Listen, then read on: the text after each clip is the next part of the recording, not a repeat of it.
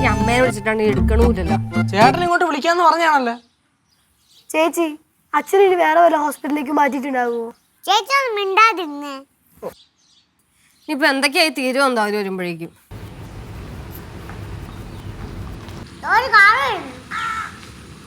ഇതിൽ മിക്കവാറും അവരെ ആയിരിക്കും കേട്ടോ.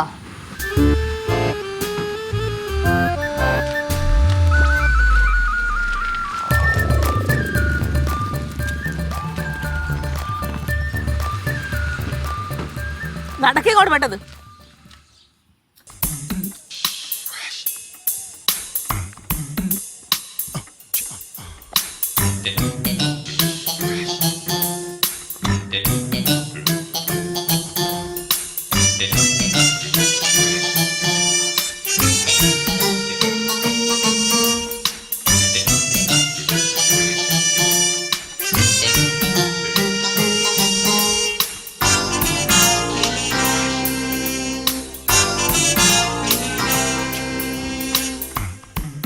നിൽക്കൊണ്ടില്ലേ മാനഹാനി പണനഷ്ടവും.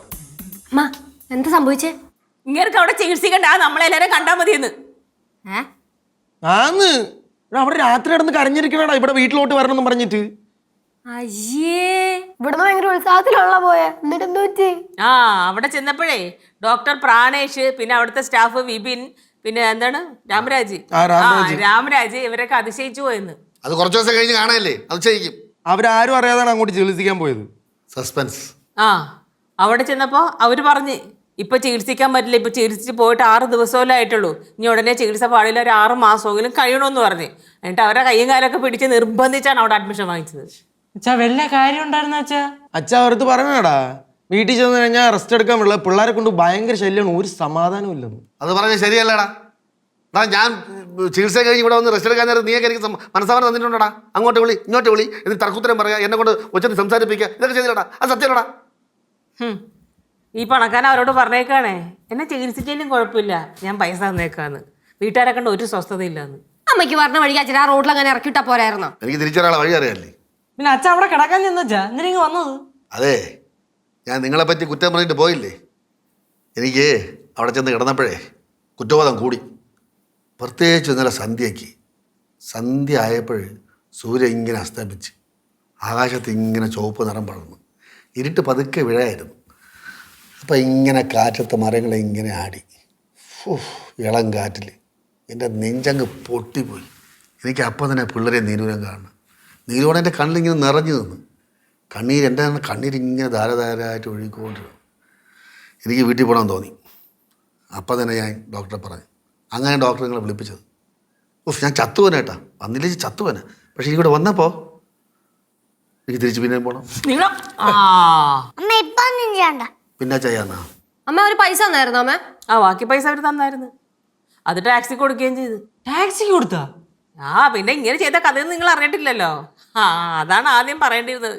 ഇവിടുന്ന് നേരെ പോയിട്ട് ഒരു ടാക്സി വിളിച്ചിട്ട് ആ ടാക്സി വിളിച്ച് നേരെ പോയത് എവിടാ? നെയ്യാറ്റിൻകരയ്ക്കാണ് പോയത് ടാക്സിയിൽ.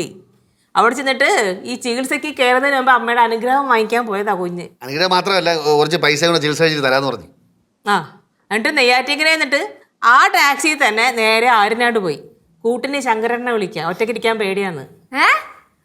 കുഞ്ഞിന് ഒറ്റയ്ക്കിരിക്കാൻ പേടിയാണ്, ശങ്കരേട്ടൻ കൂടെ വേണമെന്ന്. എന്നിട്ട് ശങ്കരനെ കൂടെ മര്യാദക്കിരിക്കണോ? അതും ചെയ്തില്ല. രണ്ടും കൂടെ പകൽ മുഴുവൻ ഭയങ്കര സ്നേഹത്തിലൊക്കെ ഇരുന്ന് രാത്രിയായപ്പോൾ രണ്ടും കൂടെ അടിപിടിയായി. അങ്ങനെ ശങ്കരനെ പിടിച്ച് തൂക്കിയെടുത്ത് ഡോക്ടർ വെളിയിലോട്ട് എറിഞ്ഞു. അത് അടിപിടിയാകുമ്പോൾ കാരണം എന്തോന്നു? അങ്ങനെ നടുവേനാന്ന് പറഞ്ഞു. അപ്പോൾ ഞാൻ എനിക്ക് വെച്ച ചൂട് കിഴി ഉണ്ടായിരുന്നു, ചൂടത്തിൽ കൂടി പോയി ഞാൻ പിടിച്ച് നടുവിൽ വെച്ച് കൊടുത്ത് പുള്ളി പോയി. അങ്ങനെ വഴക്കുണ്ടായത്. ഡോക്ടർ പിടിച്ച് ഇറങ്ങി പാടാന്ന് പറഞ്ഞു. അങ്ങനെ ഇറങ്ങിപ്പോയി. എന്നിട്ട് ശങ്കരനെ വെറുതെ വിട്ടൊന്നുമില്ല, 2000 രൂപ ശങ്കരനും കൊടുത്തു. അതിൽ നിന്ന് വഴിച്ചെലവിൻ്റെ പൈസ ഉണ്ട്, ഞാൻ വിളിച്ച് വരുത്തിട്ട് പിന്നെ വെറുതെ അയക്കൂ. അങ്ങനെ ഉണ്ടായിരുന്ന 10-12,000 രൂപ ഡിം. അച്ഛാ ഇവിടെ ബാക്കിയുള്ളവൻ തിന്നാതെ കുടിക്കാതെ ഉണ്ടാക്കിയ കാശാണ്.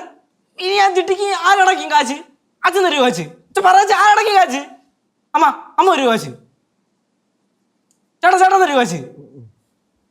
ചേച്ചി നിന്നോട് പിന്നെ ചോദിച്ചിട്ട് കാര്യമില്ലല്ലോ.